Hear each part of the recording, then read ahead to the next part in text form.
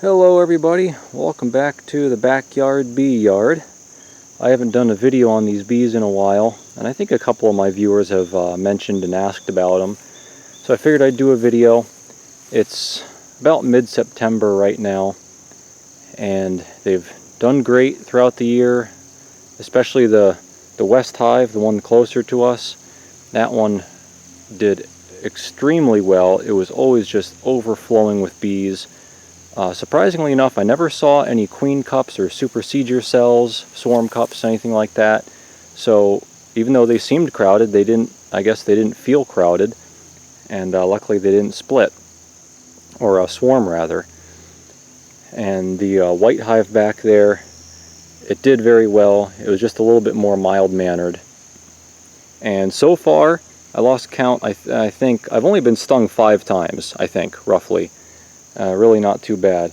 And if you do get stung, let's see, here's some right here. This is called plantain.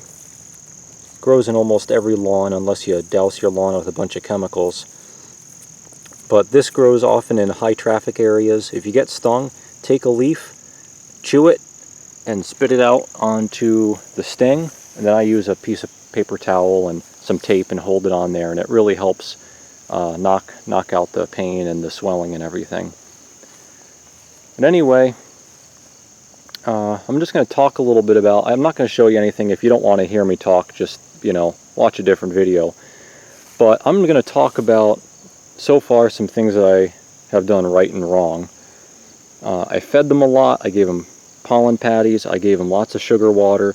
Some people say that you shouldn't feed them too much because they get lazy. But you know what? I've seen them flying in and out like crazy. I don't think they're lazy at all. They have their own instinct to fly out and find nectar and pollen and all sorts of stuff, and I think it just helped them grow very well. And all the bee books say keep feeding until they stop taking it. Well, they never stopped taking it, so I eventually just sort of got tired of filling the feeders. And my feeders, I think I showed them earlier, they're not quite right, so bees get in them if the feeder runs empty. So it was a real pain to fill them because they would drain it in less than a day. And then I have to get on my gloves and veil and everything and all that to fill the feeder, which just made it more of a hassle. And that was around July or so, so they were well off anyway. I put honey supers on, mediums, 1 box each, because they were full down there, and I figured I'd give them more space.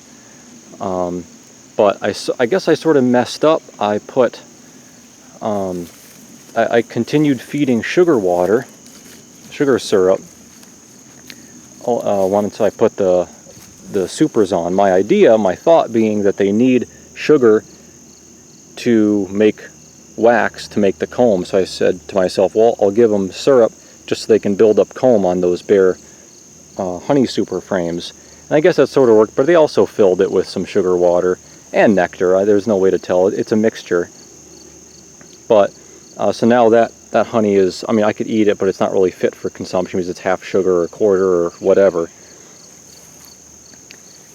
And so then the biggest mistake I made was I didn't monitor my mites early enough, my varroa mites. And I know how bad they are, but the hives were doing so well, and they were fresh package hives. I just didn't think that there was that much to worry about in the first year. So this is mid-September, like I said, and I just finally got the alcohol wash container thing. It's a little container with a basket in it, and you shake out a frame full of nurse bees into like a Rubbermaid tote. You scoop out a half cup of bees, dump them in the alcohol, shake it around, knocks the mites off. Both of these hives had a mite count of 30 mites, 30, and that is absolutely awful. These hives, from what I have learned and read, will probably die throughout the winter with a mite load of 30 per half cup of bees. So I think it's a little bit late to do certain techniques of like breaking the brood cycle. I believe it's a little bit late for that, and I just need some high horsepower mite killing to now take care of this problem. What I should have done is monitor them earlier in the year and throughout the year, and put some apivar strips in there to keep the mite load down throughout the whole year. I just didn't do it. I'm a beginner. I made a mistake. So if you're a beginner, try not to make that mistake as well. So I ordered a 50 pack or 100 pack, something like that. It's a big pack of Apivar strips, and I have a 10-pound bag of oxalic acid and a vaporizer. So I'm going to put some Apivar strips in there and then hit them with oxalic acid, a number of treatments, several days apart. Everybody has their own different recipe for how much to use and how often and for how long, but given the mite load, I'm going to give it a pretty hard hit. So in preparation for that, both the Apivar and any mite treatment really, you don't want any honey supers on. So you see I took the honey supers off. That top box is the quilt box that I made for the winter. I'm just using that as a feeder cover now, syrup feeder. So now we're down to 2 deeps for each hive. And I'm going to start treating for mites. So I used a porter, I believe, a porter bee escape to get the bees out of the honey super. I left it on for a whole day, and I got like 95% of the bees out. So that worked okay. If I was really doing this to collect honey, I probably would use a fume board. That seems a lot more efficient. But anyway, I used the porter bee escape, got most of the bees out. Oh, and the other thing, on the topic of queen excluders, jumping around a little bit here, but some people swear by them, some people swear against them or at them. Really just by a mistake, I put a queen excluder on that one, but not on that one. Some people say the queen just never goes up to the queen excluder, or goes up to the honey super. So by mistake, I put a honey super on, but no queen excluder. They did start laying brood in the honey super there, and they did not on this one because there was a queen excluder.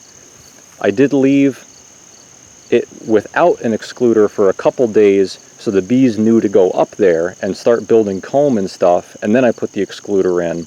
Then they knew to go up there. So I think that's really about it. So I'm going to start with the mite treatments, and hopefully, and I'm going to feed them. I'm going to just feed the shit out of them. I've put a lot of feed into them already. For a good established hive, I don't think you should feed it anywhere near as much as I did, but I just wanted these 2 hives to survive, so I just put a little bit of extra into them. But that was another mistake I think I made. It's putting the honey supers on. They put honey in the super when they probably should have been backfeeding or backfilling the brood chamber with honey, because this is about the time of year I think when they should slow down on brood, raising brood, and pack away some honey and nectar and pollen and all that stuff. So that was a little bit of a mistake, I think. So now these 2 deeps are pretty empty. They have brood in them, but not a lot of honey, so hopefully they start backfilling with sugar water and nectar and everything, so they have a good good stores for winter. And I might do some fondant or newspaper and dry sugar on top to help them through the winter. And even though a lot of people don't do it, I think I'm going to wrap the hives with the rigid insulation just to help them out a little bit more. I just want to help them as much as I can. I spent $130, $140 for each package of bees. I don't want to spend that again. And the way things are going, these bees are more than, I feel that these bees are more than just a hobby now. Same goes with the garden and the chickens and the fruit trees. As everybody knows, the world is collapsing, and if you don't want to be part of the system, if you don't want to just accept what they're doing and take your